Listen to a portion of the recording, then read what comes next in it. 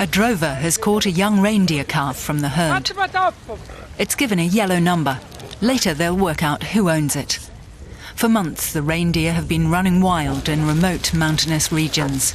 I'm in Sampi, also known as Lapland, the home of the Sami people. I'm here for the day when 3,000 reindeer are returned to their owners. The older animals are identified by notches in their ears. I'm amazed the owners know which ones are theirs.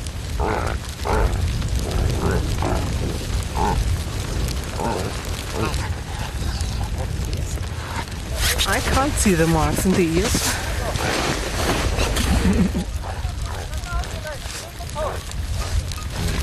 Britt-Marie and Père Niels see one of their females with a calf.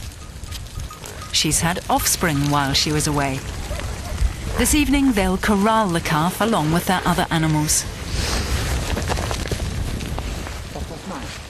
Now they release this to the big fence and then they look with the binocular, which calf follow which mother.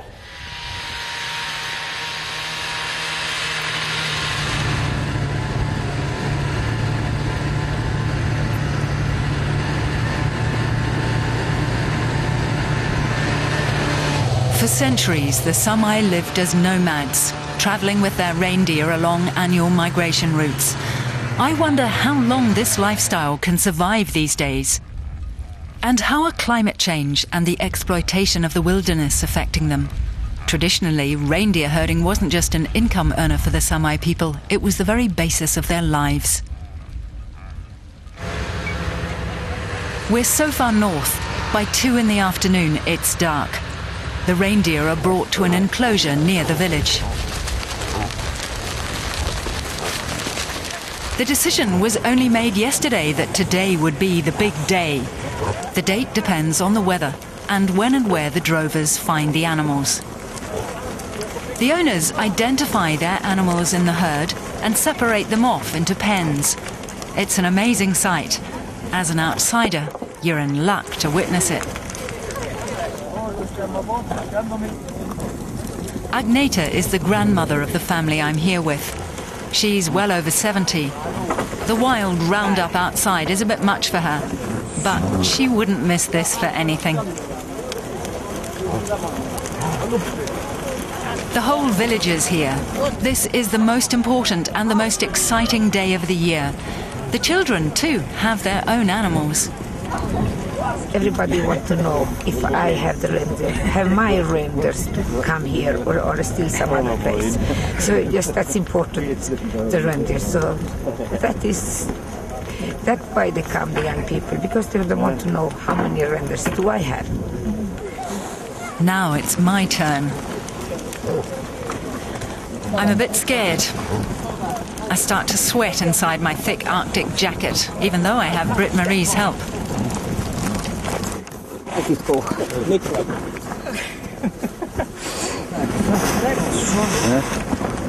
The animal was strong and stubborn.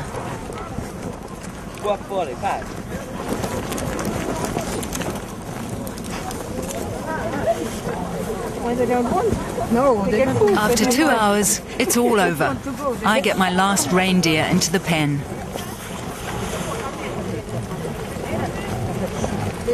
I'm pleased with my achievement. That's it for today. But there'll be more work over the next few days as the reindeer are taken to their winter pastures.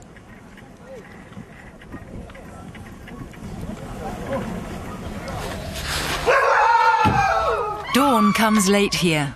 At 9, the sun is shining below the horizon, and that's where it'll stay.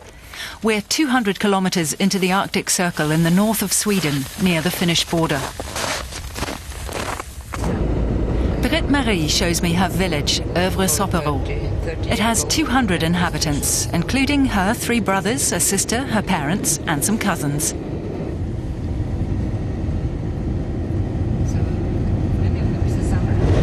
And this is my family too. An uncle lives there.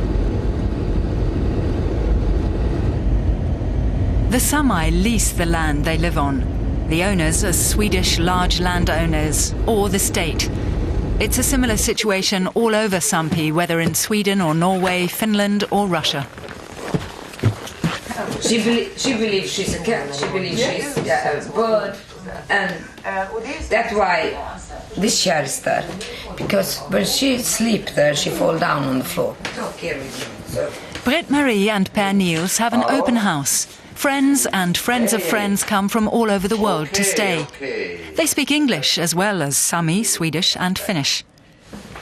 They tell me the Sami people can't live from reindeer herding alone these days, and they've had to battle to retain usage rights for the land. As indigenous people, they have strong claims. Yeah, I believe the reindeer herders, I think they don't stop with this. They keep going, so it's a big problem for Sweden. It's that kind of talk they talk about. The reindeer herding, you have two big areas. It had been much better if stop with the reindeer herding and they can start to do some other activities in the wilderness, hunting and things like that, I think.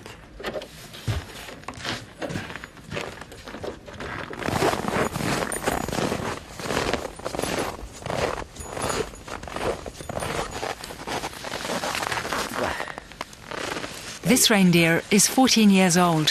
He's getting on. Most live to between 16 and 18. This one's here to pull a sled for tourists. After a while living domestically, he'll be freed again. Some animals disappear into the wilderness for years before they turn up again. You have lose lots of them before they be all like this. And why? Yeah, it's wild animals and all the accidents and things what can happen in the wilderness. The last 20-25 years we have even begun to get these sea eagles, which normally don't used to be in this area. We have only had the king eagle before. But the sea eagles, maybe it's not so many fishes to eat now. So now they have started to eat the reindeer calves. In winter, reindeer eat moss and lichen which they scratch out from under the snow. But climate change is making this more difficult. If the snow thaws and then refreezes, the animals can't get at their food through the layer of ice. It's a very good snow. Soft for the reindeers to dig, no ice, and it looks like this be a good winter. Yeah. Sometimes it can be warm in the December, but now it's so much snow, it don't matter if it's some days warm. Yeah. In recent years, many animals have starved out in the wilderness. I can't resist this animal. I've got to stroke him.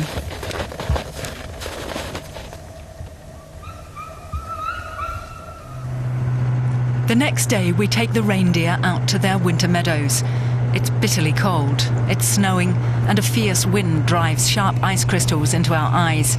Keeping reindeer isn't just fun, Per Niels tells me later. I think it must be wonderful to be a Sami. But I've learned that these people have to struggle hard to retain their identity, and that a life herding reindeer is a hard one, and that it's not just the rawness of nature here in the far north that makes the existence of the Sami reindeer herders a fragile one.